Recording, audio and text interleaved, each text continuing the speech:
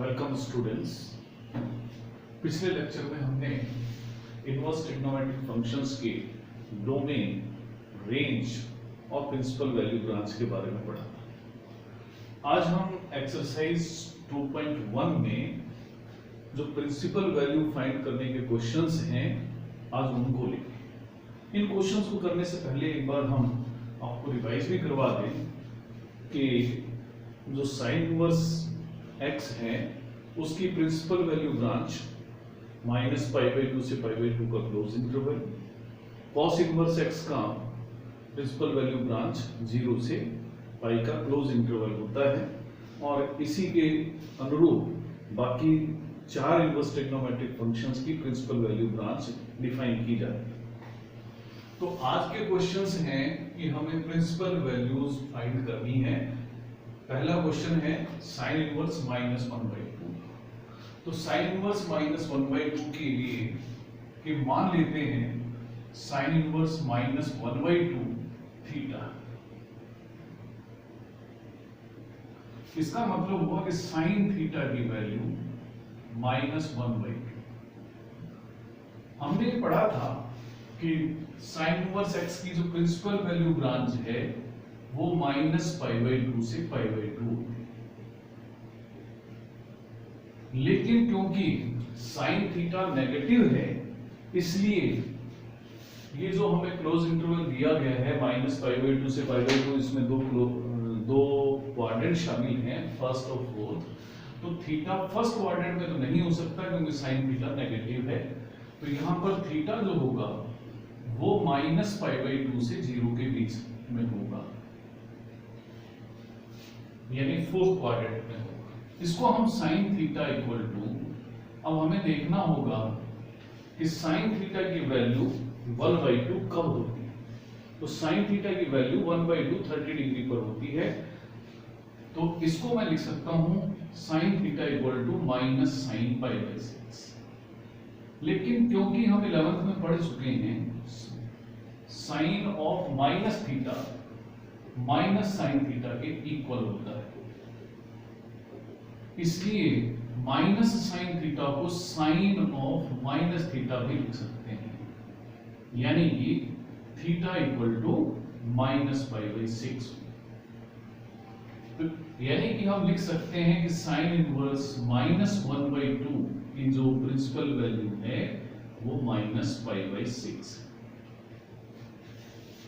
अब अगला क्वेश्चन है cos इनवर्स √3/2 की वैल्यू प्रिंसिपल वैल्यू में फाइंड करनी है। तो cos इनवर्स √3/2 की प्रिंसिपल वैल्यू फाइंड करने के लिए उसी प्रकार से हम इसको थीटा के इक्वल मान लेते हैं।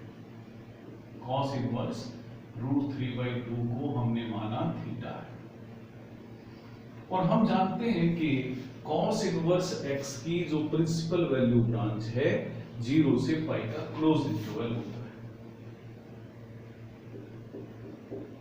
अब यहां पर हम देख रहे हैं कि cos थीटा को लिखा जा सकता है √3/2, क्योंकि cos थीटा पॉजिटिव है और जो प्रिंसिपल वैल्यू ब्रांच है जिसमें दो क्वाड्रेंट शामिल हैं, फर्स्ट और सेकंड। लेकिन फर्स्ट क्वाड्रेंट में cos थीटा पॉजिटिव होता है, इसलिए थीटा 0 से π/2 के बीच में ही कुछ होगा। अब हमें याद करना है कि cos थीटा में कौन सा एंगल है जिसकी वैल्यू √3/2 होती है। तो आपको याद होगा थीटा इक्वल टू 30 डिग्री, यानी π/6 पर ऐसा होता है। तो cos theta equal to cos π/6 हम इस इक्वेशन को लिख सकते हैं। और cos theta equal to cos π/6 के लिए जब हमें सिर्फ प्रिंसिपल सॉल्यूशन ही फाइंड करना है तो हम लिखेंगे कि थीटा जो है π/6 है, और आप देख भी सकते हैं कि थीटा इसी क्लोज इंटरवल में से लिया गया है। इसी प्रकार से अगला क्वेश्चन है cosec इनवर्स 2 की वैल्यू हमें फाइंड करनी है। तो cosec इनवर्स 2 के लिए इसी तरीके से हम मान लेते हैं थीटा के बराबर है। अब बात आती है cosec इनवर्स x की प्रिंसिपल वैल्यू ब्रांच क्या होती है। तो principal value branch cosec inverse x की साइन इनवर्स x के अनुरूप ही होती है।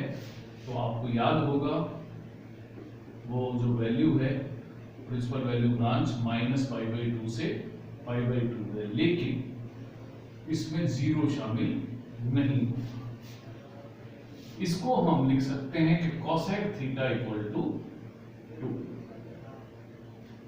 क्योंकि cosec थीटा 2 है, इसलिए हम देख सकते हैं कि cosec थीटा पॉजिटिव होगा, और पॉजिटिव होगा तो ये फर्स्ट क्वाड्रेंट में ही इसकी कोई ना कोई वैल्यू मिलेगी।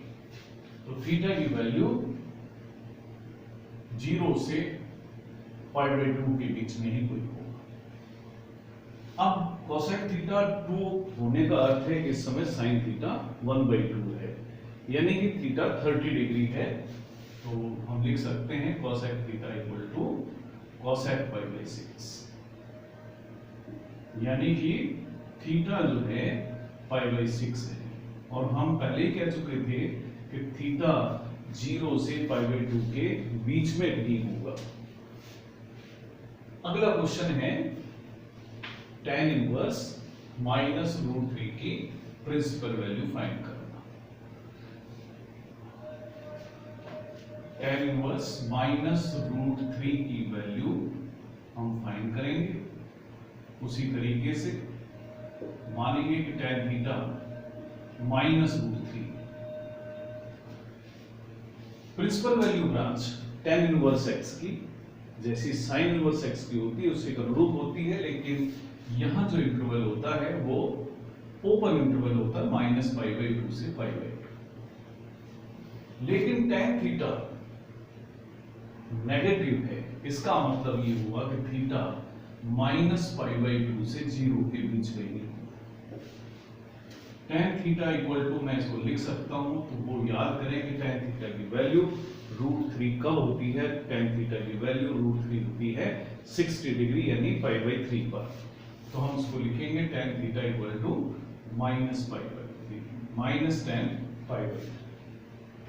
11th क्लास में हमने पढ़ा था कि टेंजेंट माइनस थीटा और माइनस टेंजेंट थीटा दोनों सेम होते हैं, यानी माइनस टेंजेंट थीटा को टेंजेंट और माइनस थीटा भी लिख सकते हैं। तो यानी -tan π/3 को टेंजेंट ऑफ -π/3 भी लिखा जा सकता है, यानी कि थीटा की वैल्यू -π/3। इसी तरीके से tan इनवर्स -1 की वैल्यू भी हमें दे रखी है, फाइंड करना है। तो आप देख सकते हैं tan इनवर्स -1 इसी प्रकार से -π/4 लिखा जा सकता है।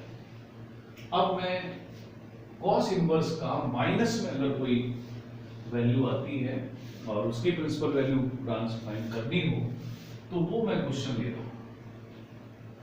तो cos इनवर्स -1/2 के लिए मान लेते हैं कि ये थीटा, इसका मतलब cos थीटा की वैल्यू -1/2। अब इसके लिए मुझे याद करना होगा कि cos इनवर्स x की प्रिंसिपल वैल्यू ब्रांच 0 से π, लेकिन cos थीटा नेगेटिव है, इसका मतलब थीटा फर्स्ट क्वाड्रेंट में तो नहीं होगा, वो सेकंड क्वाड्रेंट में होगा, यानी थीटा की वैल्यू π/2 से π के बीच में ही।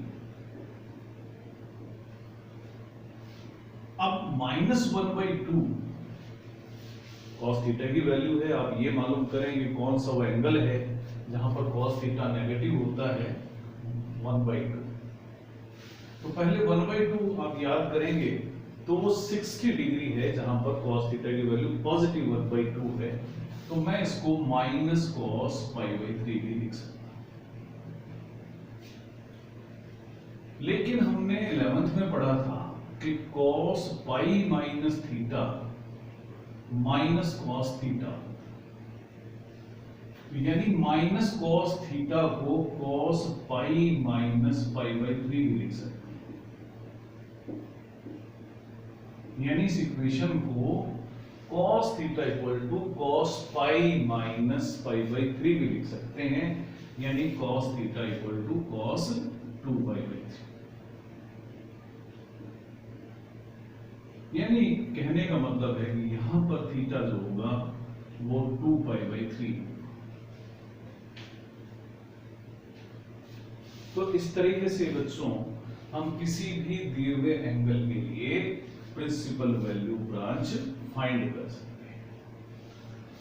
अब आपने इन इतने क्वेश्चंस में गौर किया होगा, जो हमें याद रखने वाली बात है वो ये है कि जब कभी भी कोई भी एंगल इनवर्स ट्रिग्नोमेट्रिक फंक्शन आता है और उसके साथ कोई भी एंगल पॉजिटिव लिखा हो, चाहे साइन इनवर्स पॉजिटिव 1/2 हो, कॉस इनवर्स √3/2 हो, या सीकेंट इनवर्स 2 हो,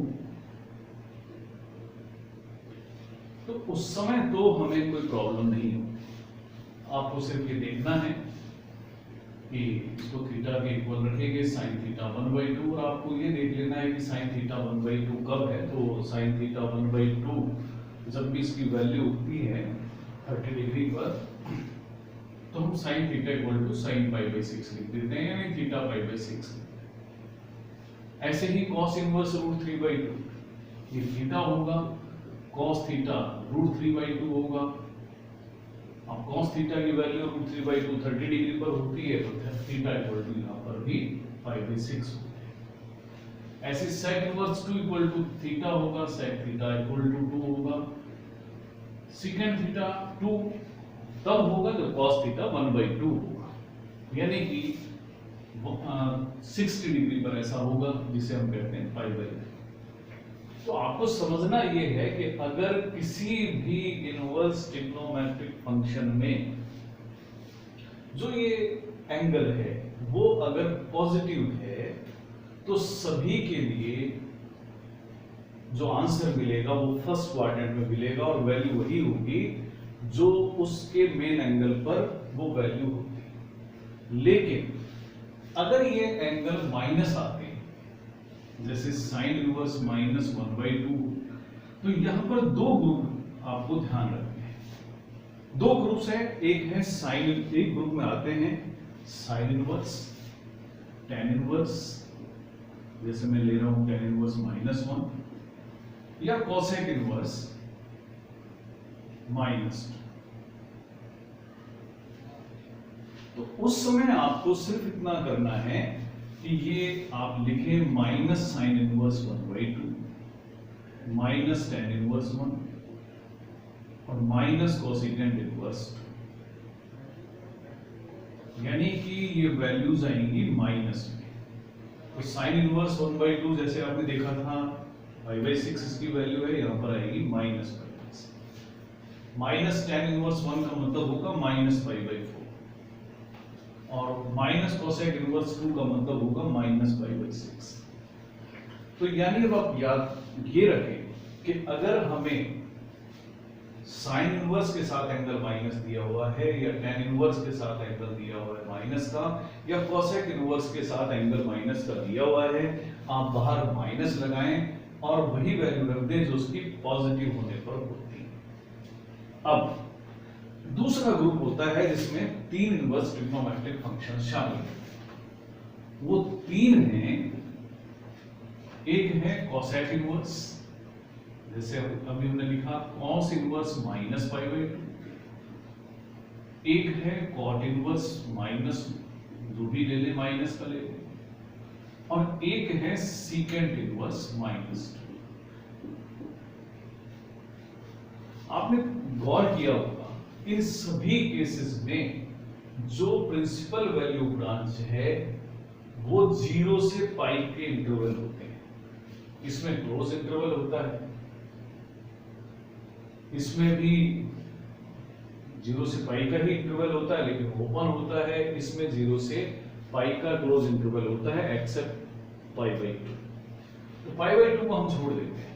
तो इनके अंदर अगर कभी माइनस आंसर में आता है, तो आपको सिर्फ इतना करना है कि पाई में से जो पॉजिटिव एंगल होता है उसको माइनस करें। जैसे कॉस इनवर्स की वैल्यू 1/2 पर जो होती, यानी 60 डिग्री पर जो कि π/3 होती, तो वही इसकी वैल्यू होगी पाई -π/3, यानी 2π।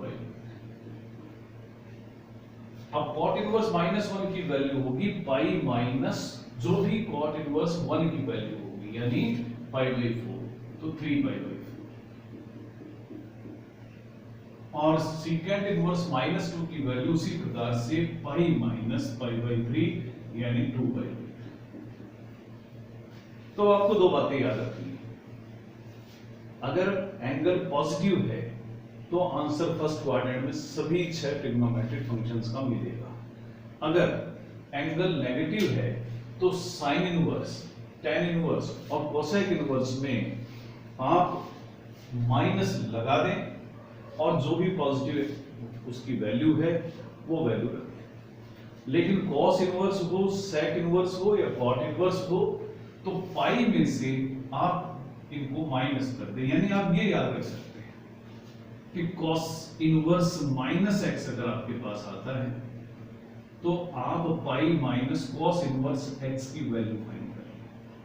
सीकेंट इनवर्स -x की वैल्यू फाइंड करनी हो तो उसकी जगह आप लिखें pi minus secant inverse x, और अगर कॉट इनवर्स -x फाइंड करना हो तो आप लिखें pi minus cot inverse x। तो इस तरह से आप नेगेटिव एंगल्स की वैल्यू भी फाइंड कर पाएंगे।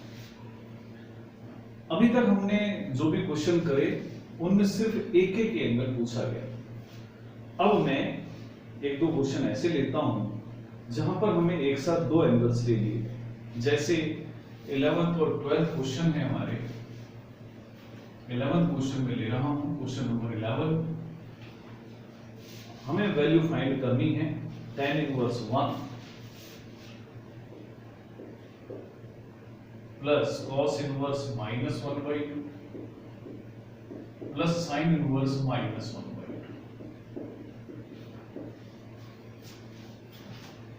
क्योंकि काफी कुछ हम लिख चुके हैं, अब मैं सीधा इनको सॉल्व कर देता हूं, लेकिन इसको सिंपलीफाई पहले कर लें। अभी जो मैंने पिछली बार रूल बताया पिछले क्वेश्चन में, cos इनवर्स में अगर एंगल माइनस आए तो मैं इसको पाई माइनस cos इनवर्स x यानी पाई माइनस cos इनवर्स 1/2। और sin इनवर्स में एंगल माइनस आया है तो मैं लिख दूंगा माइनस sin इनवर्स 1/2। अब मैं इनकी वैल्यू कर देता हूं। tan इनवर्स 1 सीधा लिख रहा हूं π/4 plus pi minus cos inverse 1/2 यानी कि π/3 और sin इनवर्स 1/2 यानी कि π/6। बस अब आप इसको सॉल्व कर लें, आपका आंसर आ जाएगा। इसी तरह से क्वेश्चन नंबर 12 है, 11 का 12 क्वेश्चन है cos inverse 1/2 plus 2 sin inverse 1/2। तो यहां पर कोई नेगेटिव वैल्यू है ही नहीं, हम सीधे आंसर लिखेंगे। cos इनवर्स 1/2 का मतलब cos 60 डिग्री यानी π/3 होता है cos थीटा की वैल्यू, प्लस 2 sin थीटा की वैल्यू π/2 जो होती है वो 30 डिग्री पर यानी π/6 पर होती है। तो π/3 प्लस π/3 यानी कि 2π/3 इसकी वैल्यू। उसके बाद में मैं ले रहा हूं question number 14। tan inverse √3 minus secant inverse -2। पहले सिंपलीफाई कर लेते हैं, पॉजिटिव एंगल को ऐसे ही रहने दें। अगर एंगल सेक इनवर्स में है तो हम लिखेंगे पाई माइनस सीकेंट इनवर्स 2 यानी tan inverse √3 minus pi plus secant inverse 2। अब आप इनकी वैल्यू करते हैं। tan इनवर्स √3 यानी 60 डिग्री यानी π/3 माइनस पाई प्लस, अब सीकेंट इनवर्स 2 की वैल्यू कई बार निकाल चुके हैं। सीकेंट थीटा 2 कब होगा? जब cos थीटा 1/2 होगा यानी कि π/3 पर ऐसा होगा, तो ये π/3। सॉल्व कर लें, 3 एलसीएम ले लें, pi minus 3 pi plus pi, तो minus 3 pi plus 2 pi minus 3 pi upon 3 यानी कि माइनस π/3 इसकी वैल्यू हो जाएगी। तो इस तरीके से ये आज हमने एक्सरसाइज 2.1 पूरी करी है। आप सिर्फ ये याद रखें कि किस ट्रिग्नोमेट्रिक इनवर्स ट्रिग्नोमेट्रिक फंक्शन की प्रिंसिपल वैल्यू ब्रांच कौन सी है। अगले लेक्चर में हम इनवर्स ट्रिग्नोमेट्रिक फंक्शन से रिलेटेड आइडेंटिटीज पढ़ेंगे और उसके बाद में अगले एक्सरसाइज के क्वेश्चंस करेंगे। तब तक के लिए आप इनको याद रखें। धन्यवाद।